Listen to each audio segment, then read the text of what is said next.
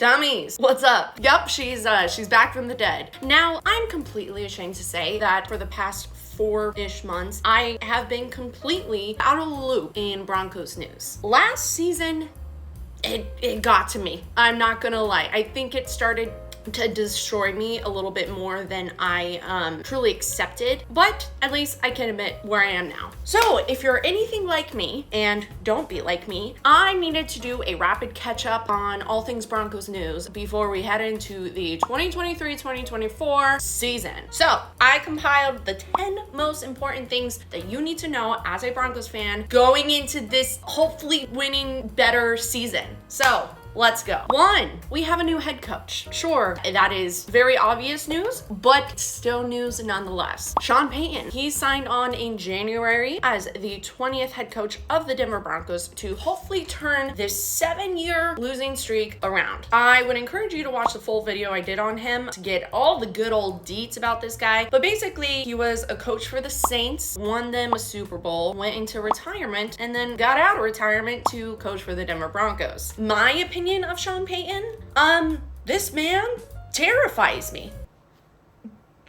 Quite literally the most terrifying thing I have seen on that field in a very long time. There is something about like the way he moves back and forth on that field. I'm afraid that if like I was there and I looked at him the wrong way, he'd make me run 7 laps. Just a personal thing. I'll get over it. I'm sure he's a great coach. He is a great coach. Watch the video.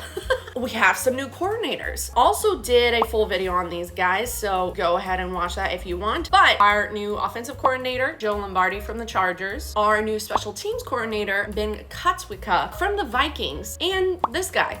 Remember him? Our head coach from 2017 through 2019. Yep, Vance Joseph is back with the Broncos as our defensive coordinator. Who would have thunk? Not me. Nope, did not see that coming. 2, Russell Wilson should be better. Word on the street is, I can't even say it with a straight face. Word on the street is Russell Wilson is back and better than ever. Better than last year. Listen, anything is better than last year, right? It has to be. Russ is looking better in practice. He looked good in preseason, and he's even in the running for NFL Comeback Player of the Year. So that is something. And you know what? Time will only tell how he does under Peyton's reign. But fingers are crossed, baby. Fingers are crossed. 3, Javonbae Williams is back. After tearing his ACL, PCL, LCL, it is nothing short of a miracle that Javonte is already back in practice, played in a preseason game, only about 10 months after his pretty gnarly injury. He is expected to suit up for game 1 that I know of. Probably I'm wrong, who knows? But this girl, very happy. 4, who are the hot new rookies? We got our first draft pick, wide receiver Marvin Mims Jr. In his first preseason game, he had 3 receptions for 59 yards, averaging about 19.7 yards per catch. Looking good. He's gonna be one of our starting wide receivers along Jerry Jeudy and Cortland Sutton. We've got our second pick in the draft this year, which was linebacker Drew Sanders. In preseason, he had 9 solo tackles, 4 assisted tackles, and 1 interception that was returned for 32 yards. He's one of the top tacklers on the team already, so he's one to keep an eye out on the defense. And last but not least, we have running back Jaleel McLaughlin. This guy, he scored at least like 47 touchdowns this preseason. He was unstoppable. And he's also an undrafted rookie. We love a good underdog story, don't we, dummies? Yes, we do. He averaged 5.38 yards per carry and ran for 113 yards. And in the first game, his name wasn't even spelled right on his jersey. So that's something for the books, ain't it? In our 2022 season, 6 different running backs carried the ball at least 20 times. And out of all of those players, Javonte is the only one that remains from the group this year. So McLaughlin is definitely needed on this roster, and you will see his name quite a bit this season. 5, we have some standout free agents. Offensive lineman Ben Powers from the Ravens, who only allowed 1.5 sacks last season, and offensive tackle Mike McGlinchey from the 49ers. Now, Russell Wilson was tied for the most sacked quarterback in the NFL last year, and Powers and McGlinchey were brought on to hopefully strengthen up the Broncos offensive line. So, fingers crossed we're not tying any more records this year. We have defensive end Zach Allen coming from the Cardinals. He's worked the past few years with Vance Joseph, was second in the NFL last year for the most quarterback hits,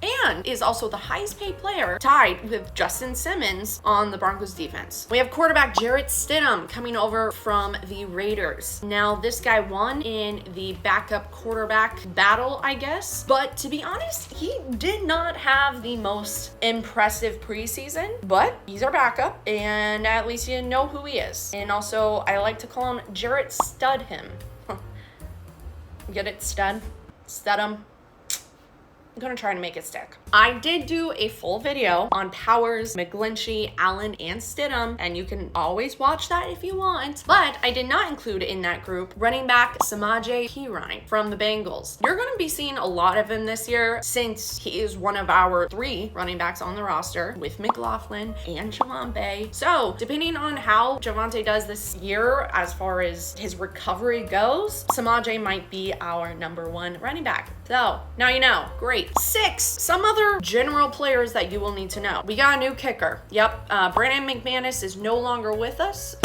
Yeah, he was with us since 2014. We will now be looking at Saints kicker Will Lutz to be taking over kicking duties. Both Elliott Fry and Brett Maher had a very unimpressive couple of preseason games, so they did not make the roster, and in comes Will Lutz because Sean Payton wants us to be called the New Orleans Broncos.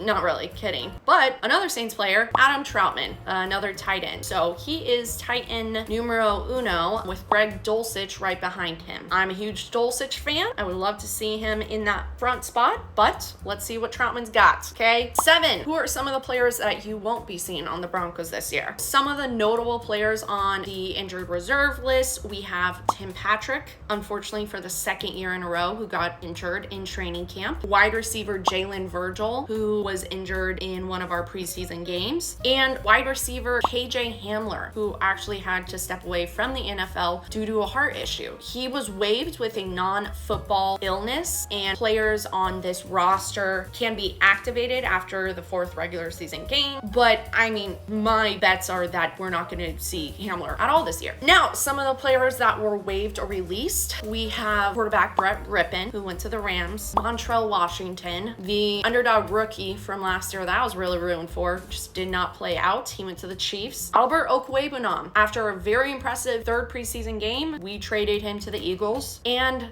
God, my biggest heartbreak, Hall of Famer Kendall Hinton. We will never forget your service in that 2020 no QB to be found disaster of a game. Denver Broncos hero is what that man is. 8, some standout games to look forward to this season. So we have week 5 against the Jets because we love drama, and we are going against Nathaniel Hackett, and could have been, but probs for the best, he wasn't a Bronco, Aaron Rodgers. Week 8 against the Chiefs. We play them week 6 in Kansas City, and then we have a game week 7, and then week 8 we play them again in Denver. So the fact that these games are so close together, it could either be spirits are just soaring high from week 6 and we go into week 8 and rock out, or dreams are dashed into the ground. I don't know what I think. I'm just incredibly nervous. I just want to beat them. Then we have back-to-back primetime games, week 10 against the Bills, and then week 11 against the Vikings. Now, after losing 5 out of our 7 primetime games last year, including Christmas and London, the anxiety is at an all-time high knowing that the Broncos are going to be back on primetime television. As we were low-key / high-key the laughingstock of the NFL. So, am I stoked to watch the Broncos? Of course, always. But Bills and Vikings, man. Tough teams. Everything's tough in the NFL. It's all tough. God, who am I? Number 9, we got some new helmets. The Broncos introduced their new snow-capped alternative helmets with the throwback Denver D. And I mean, like, how sick are these things? They can wear them up to 2 games this season. And as Broncos fans eagerly await a whole revamp of the entire Broncos uniform with our new ownership, this is a step in the right direction. I am here for the throwback.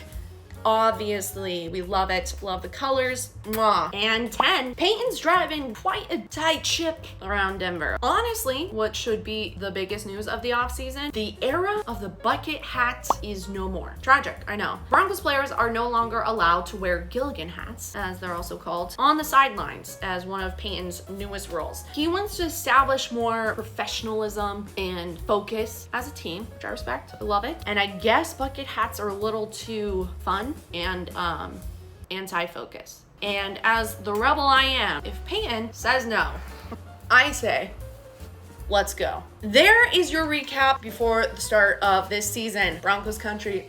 Week 1 against the Raiders at Mile High. My God, football season is back. Let's go win a Super Bowl. Shall we? Why not? Tell me, why not? Let's do it, Broncos country. Sounds fun, right? Super Bowl? Let's go. Oh my God, this thing.